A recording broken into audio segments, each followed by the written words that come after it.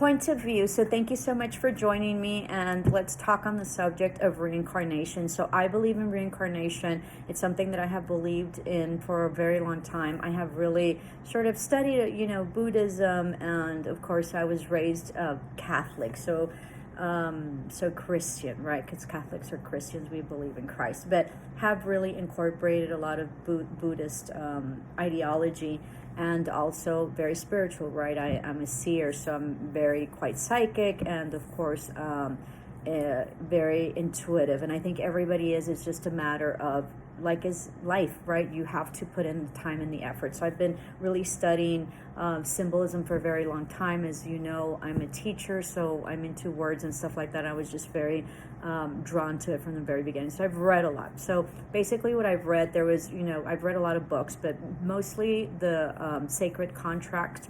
Okay, Sacred Contracts was like mind-blowing to me, and a complete, really enlightened me and truly had a huge effect on me positively. And of course the Soul Contract, the seat of the soul, the seat of the soul. So what I've sort of have gathered out of contracts, okay, and reincarnation, and I know that there's a lot of people that don't believe in that, but I do. So just to sort of tell you, I believe that there's reincarnations, and as I used to tell my students, and I tell my spiritual community, is that soulmates, it's sort of,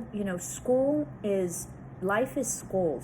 School isn't life, and I used to tell my students this. So we're here to be able to expand and to grow, and this lifetime is about us and only us. And as I mentioned in my other point of view, is that you're the main character of your story, so you can make it, and you can create anything that you want, and everything that you so have is something that you have desired and wanted and manifested, whether consciously or not. So be mindful of what your thoughts are, and be mindful of what you want, okay? Because it comes true for for good or bad, and whether you want it or not, okay? Because whatever you put energy in is what's really going to manifest. So as I mentioned, life is school, and so we're here to do our trials and tribulations to really expand our soul, and so in spirituality and in reincarnation, and I hope this is right, or this is the way I perceive it, is that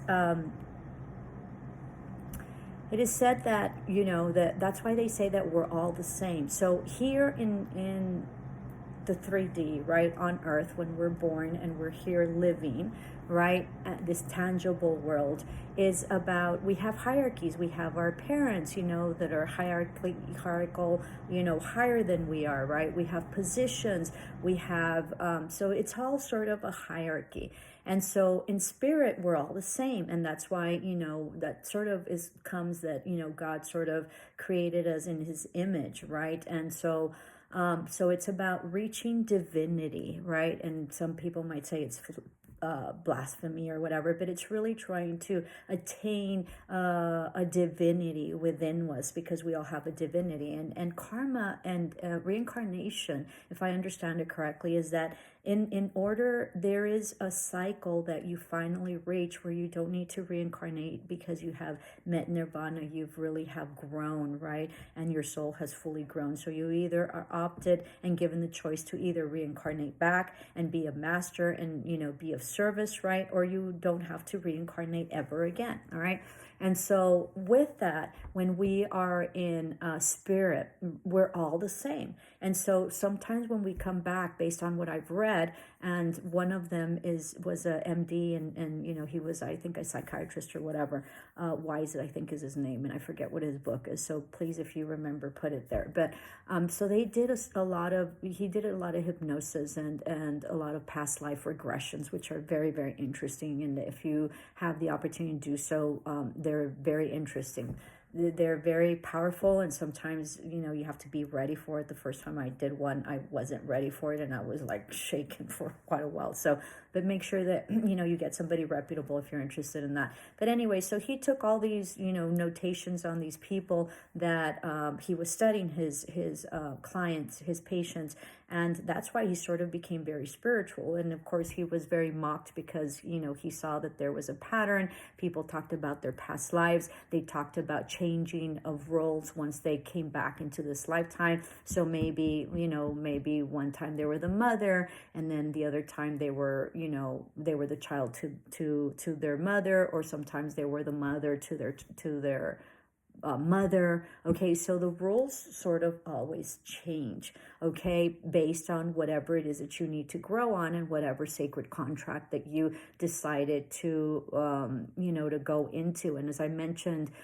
possibly in the other point of view, is that even we're all sort of soulmates, and even our enemies are soulmates, okay? But it is important to understand that once we're here, it's important to sort of be able to figure out our life, right? If we're not awakened, which means that we don't understand that there's a higher power, or there's an ascension, right? Or that that we come into this life in order to grow, right? Then we're unawoken, and we just go through life and we think life is really happens to us, as opposed to us happening to life, right? And us really taking full reins of our life.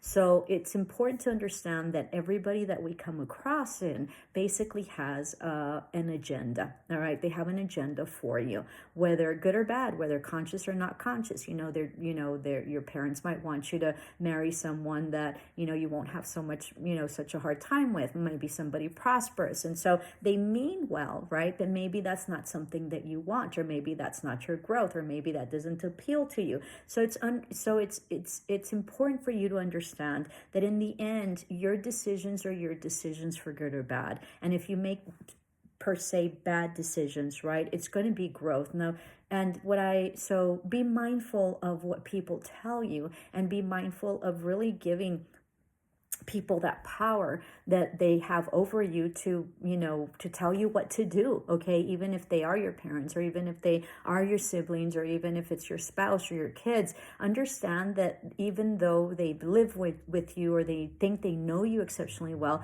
the only person that really should know you is yourself. And if you don't, then I encourage you and I challenge you to really get to know yourself. And I think that as we go through life, I think there's different ages and different seasons and different chapters, and so we grow. When I went to the Camino de Santiago, which is a pilgrimage, I didn't realize I was so American.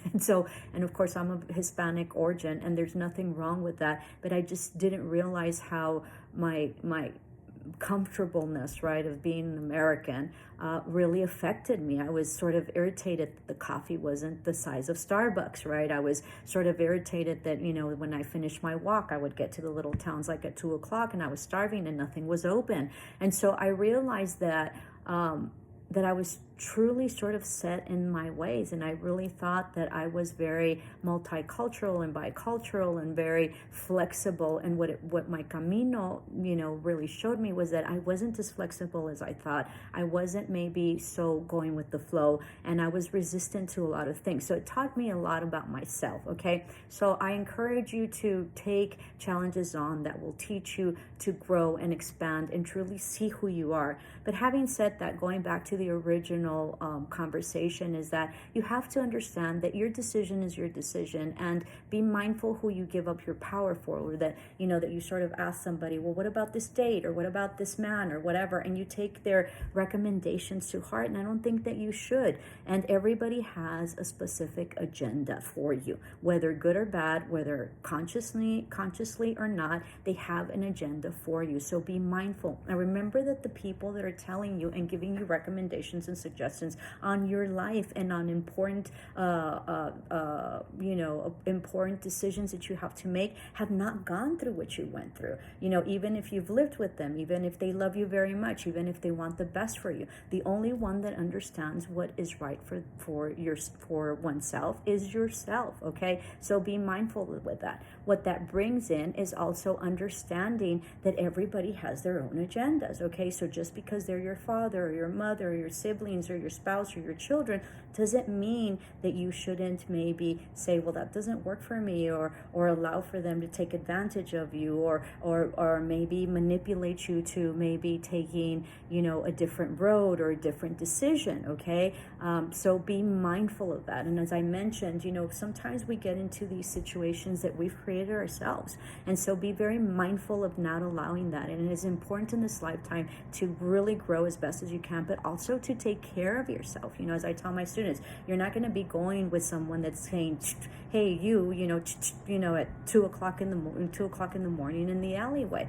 Be smart about life, and don't allow for somebody to really pull you in, right? Or drag you into the stampede of their life. If they're stampeding over you, right? And it's called in Spanish, llevarte entre las patas, which means stampeding you. So that means that they're bringing you in and they're just, llevándote por las patas. That means that they're taking you through their legs, and it really means of a stampede. Don't allow it, pull back. Why are you going to allow, even if it's your husband or your spouse, not necessarily a husband, a spouse, a mother, a father, someone that you consider as an authority figure in your life, to be able to pull you in intentionally and unintentionally to the stampede that they're in. Get out of it. So it's your responsibility to keep yourself safe, okay, and to understand that everybody has different agendas, for good or bad for you, and sometimes they mean well. Sometimes people, they really mean well,